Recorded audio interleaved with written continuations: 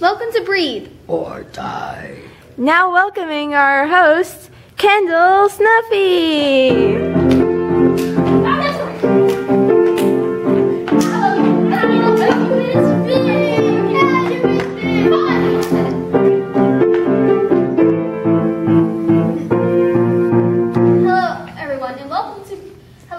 Continuing our series on bad air, we will be talking about asthma. Join me in welcoming Dr. N. Hale. I don't know what N stands for, but I'm guessing it's Nelson.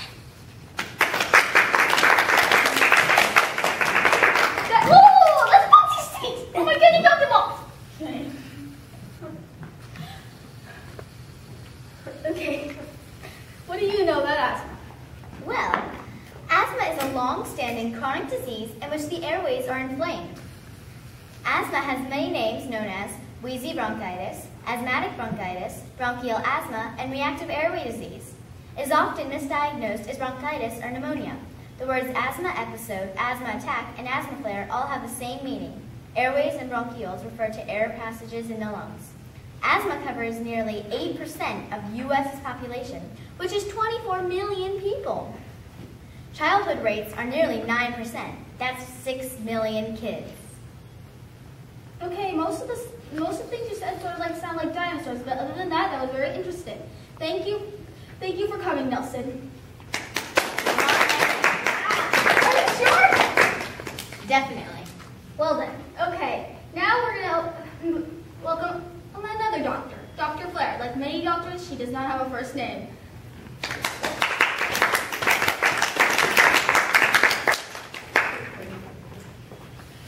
What's up, Doc? Nothing much. So I'm here to talk about triggers.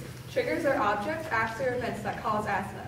Triggers can range from exercise and colds to pollution and allergens. Triggers affect people differently. It depends on the severity. But if your asthma is bad enough, you can have an attack, even if only 1 or 2 triggers are present. Well, what sort of things what are triggers? What can be triggers, I mean? Pollution, exercise, colds, and allergens. And you can avoid them with numerous things. You don't allow smoking in your house or car, and you remove dust collecting items in your room or house, and then you can use air filters. But one of the best things to do is carry your inhaler. So.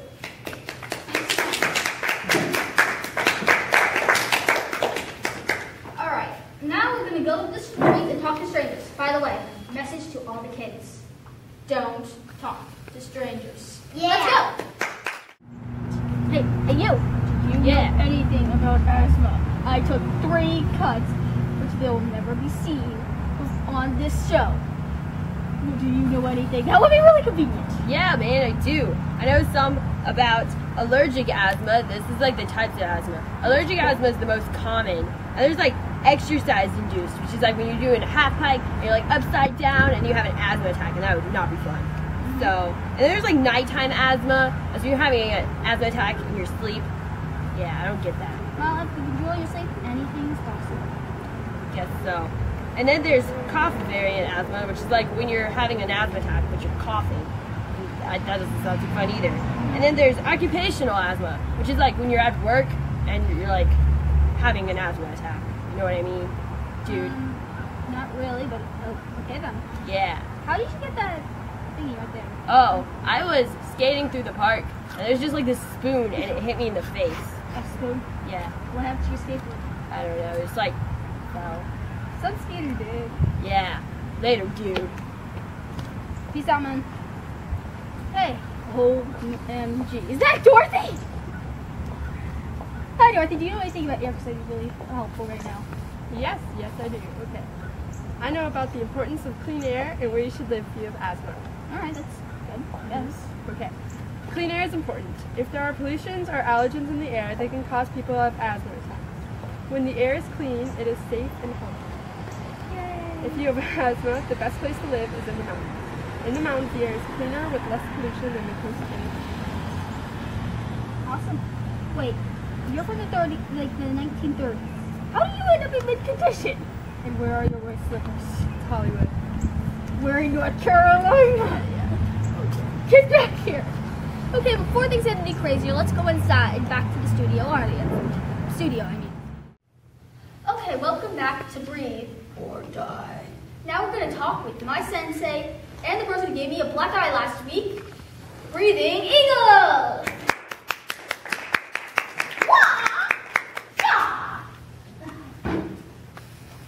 No. That's What an interesting cockroach. I know, you got it off the black market. Or an experimental place, I forgot. Okay, what do you know about breathing? Well, first of all, I am Breathing Eagle, and I am a master of self-defense of asthma. If you have asthma, you need to know some key strategies for the prevention of asthma attacks. First of all, certain asthma triggers can set off the symptoms. What kind of triggers? Well, there's air pollution, cold air, cigarette smoke, any of that stuff. But you already heard some of that from Dr. Flair. Uh-huh. And then if you can also have allergic asthma. So you should avoid whatever you're allergic to because they could set off your asthma attacks. And then smoke and asthma are a bad mix. You should minimize exposure to all sources of smoke, including tobacco, and even candles and incense could set it off. What did you say about insects? Incense. Oh, okay then. But cockroaches can set off asthma too. Nice. Look it up on the internet. Wikipedia? That works too. Okay. But wait, grasshopper, there's a good chance you may grow out of asthma, so you could keep your cockroach. Yay! Unfortunately, you can also grow into it too. Aw. Well, thank you, Breathing Eagle. You're welcome. Hey! Whoa. It's not, the show's not over Yeah, yet. I know, but I have to clean. Your cockroach kind of had an accident while you're outside. Liar. Okay, while you're here, why don't you talk about breathing? Okay, so I have the most interesting, so much more interesting than all those boring people. No offense, more interesting. They're sitting in the audience. But I don't care. But so it's so interesting. So I was at this place the other day, and I can't remember the name of the place, just, it was a place. And there was this person, and they were talking to this other person. They were like, oh my gosh, did you know that you can live 40 days without food and 3 days without water, but only 8 minutes without air? And I was just like, whoa, because that's so cool, right? This is kind of interesting. Yeah, and I was just like, whoa, that is so cool, and yeah. Oh, well, it is time. We'll discuss your job, your future of your job later. All right, I'm gonna go clean up that accident. No, you won't. Okay.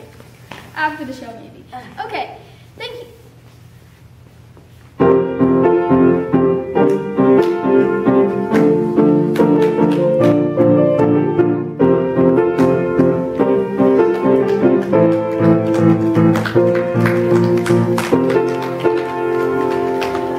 Okay, next week on Breathe or Die, we're gonna see how long an average human being can hold their breath. Personally, I think it's 3 hours or so. I mean, Aquaman can do it.